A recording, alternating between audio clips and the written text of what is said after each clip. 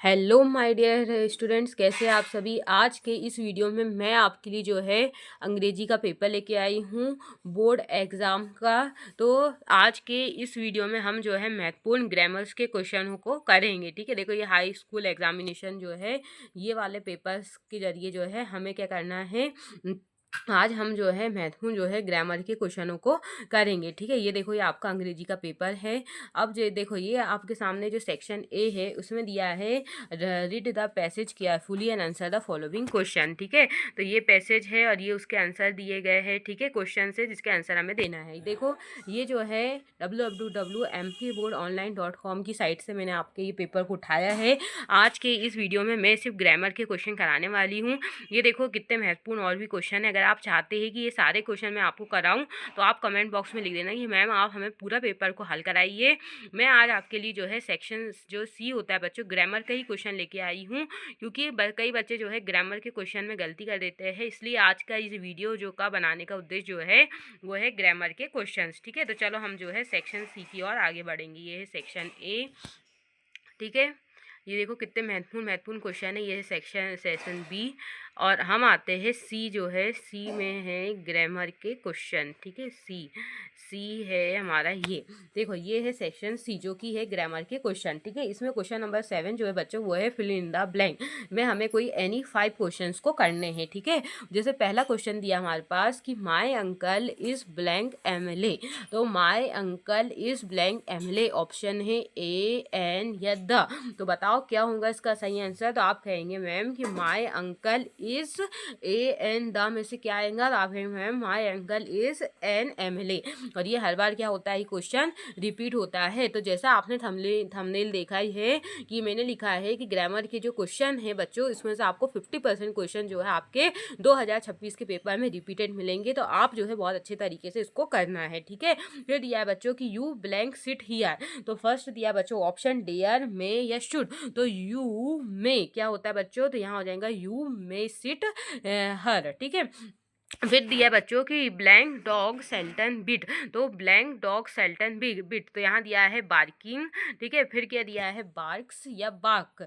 तो क्या हो जाएगा बच्चों, तो आप कहेंगे मैम इसका सही आंसर है बार्किंग। क्या है, बार्किंग डॉग सेल्डम बिट। ठीक है, फिर दिया है बच्चों की हेमा हैज बीन डांसिंग। क्या है, ये दिया है कि Hema has been dancing blank morning for since या फ्रॉम। तो क्या होता है बच्चों, Hema has been dancing since क्या है मॉर्निंग। ठीक है, फिर दिया है बच्चों की the servant did not make blank T many much या अ लिटिल। तो the servant did not make much T क्या हो जाएगा, मच क्या हो जाएगा टी। ठीक है, फिर हमारे पास जो है अगला जो क्वेश्चन है वो दिया है कि blank there is life there is hope. तो दिया फिर हमारे पास ऑप्शन है if unless as long as. तो बच्चों इसका सही आंसर जो है वो हो जाएगा क्या, तो आप कहेंगे मैम इसका सही आंसर है एज लॉन्ग एज जो है there is life there is hope. ठीक है, फिर दिया बच्चों की Mohan is sitting blank Ram and क्या है श्याम बिटवीन अलोंग एमोंग या जो है अगेंस्ट। तो बच्चों इसका सही आंसर आ जाएगा मोहन इज सिटिंग बिटवीन। क्या आ जाएगा, तो यहाँ आ जाएगा बिटवीन। तो देखो हमने ग्रामर के जो क्वेश्चंस थे इसके हमने सारे जो है प्रश्नों को कर लिया है। आप जो है देख सकते हैं, देखेंगे कि आपको जो है एग्जाम में कई सारे क्वेश्चन यहाँ से रिपीट मिलेंगे। ये देखो हमने कहाँ से लिया है इसको, तो आप कहेंगे मैम आपने जो है इसे www.mpboardonline.com की साइट से लिया गया है। ये जो है बच्चों 2025 का पेपर की ग्रामर आई थी और मैं 100% कहूँगी कि इसमें से 50% जो है वो आपके 2026 के पेपर में भी रिपीट होंगी। तो आप इसको बहुत अच्छी तरीके से करिए और कॉपी पेन लेके बैठिए, क्योंकि इसके बाद डू एंड डायरेक्ट के क्वेश्चन आएंगे। तो इसको का आंसर जो है आपको कॉपी में नोट करना है। अभी तक अगर आपने एग्जाम आकांक्षा एमपी एग्जाम चैनल को सब्सक्राइब नहीं किया है तो सब्सक्राइब कर दीजिए, क्योंकि मैंने इसमें टॉपर बच्चों की कॉपी 2024-25 के पुराने पेपर, 2026 के सोशल साइंस और हिंदी के सैम्पल क्वेश्चन पेपर डाला हुआ है। ये जो वीडियो है, ये जो आपका जो चैनल है, ये महत्वपूर्ण चैनल है एमपी बोर्ड क्लास 10th की प्रिपरेशन के लिए। तो अभी तक अगर किसी बच्चे ने सब्सक्राइब नहीं किया है तो सब्सक्राइब कर दीजिए सबसे पहले, कि जिससे जब भी मैं ऐसे नए नए वीडियो डालूं तो नोटिफिकेशन आपके पास आ जाए। तो चलो अब हम कॉपी में नोट करते हैं डू एस डायरेक्ट में। पहला दिया है बच्चों कि सिटीज प्ले क्रिकेट, ठीक है। तो cities plays cricket change into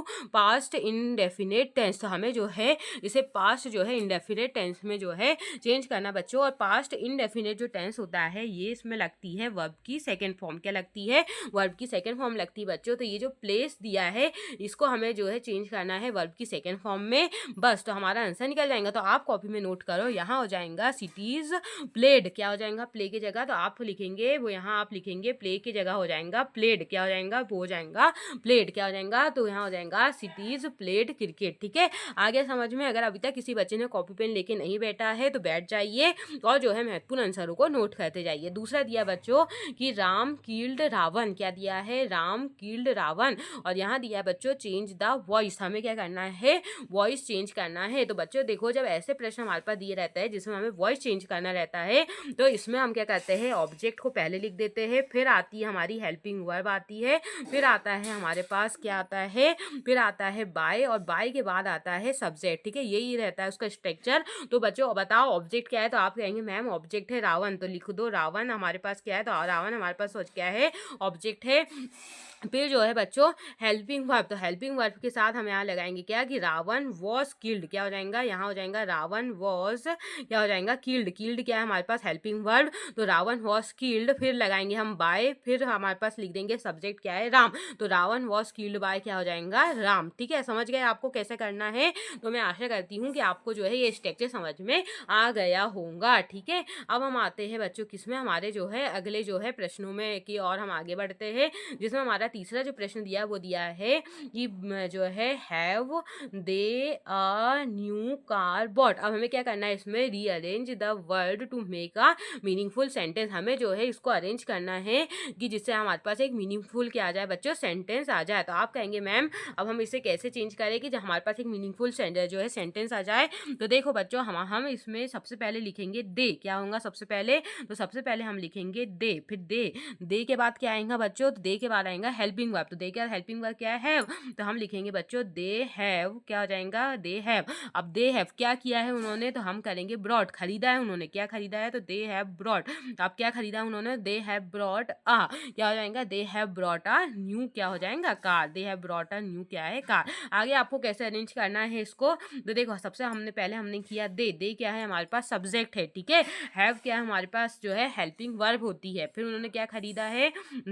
तो उन्होंने ब्रॉट मतलब खरीदा, क्या खरीदा है? अ न्यू कार। तो देखो हमने किस तरीके से उसको क्या है अरेंज कर लिया है। तो मैं आशा करती हूँ कि ये भी चीज़ आपको क्या है अच्छी तरीके से समझ में आ गई होंगी बच्चों, ठीक है। अब हमारे पास जो है अगला क्वेश्चन जो है वो दिया है कि talk properly, I shall beat you, combine the sentence using otherwise, हमें जो है कंबाइन करना है ये दोनों सेंटेंस को अदरवाइज क्या है जोड़ के। तो कैसे जो है अदरवाइज जोड़ के हम इसको कंबाइन करेंगे बच्चों? हम बस लिख देंगे टेक प्रॉपरली और फिर हम लगा देंगे अदरवाइज, फिर हो जाएगा आई शैल बीट यू, बस। हमें इसमें कुछ नहीं करना बच्चों। ये वाला जो सेंटेंस है इसके बाद हम यहाँ लगा देंगे अदरवाइज, बस। यहाँ हम लगा देंगे अदरवाइज और अदरवाइज के बाद जो है हम जो है टॉक प्रॉपरली अदरवाइज और फिर जो है ये वाली लाइन ऐसी ऐसी लिख देंगे आई शैल बीट यू, ठीक है। आया समझ में आपको कि कैसे लिखना है हमें? तो चलो मैं आपको बताती हूँ कैसे लिखना है।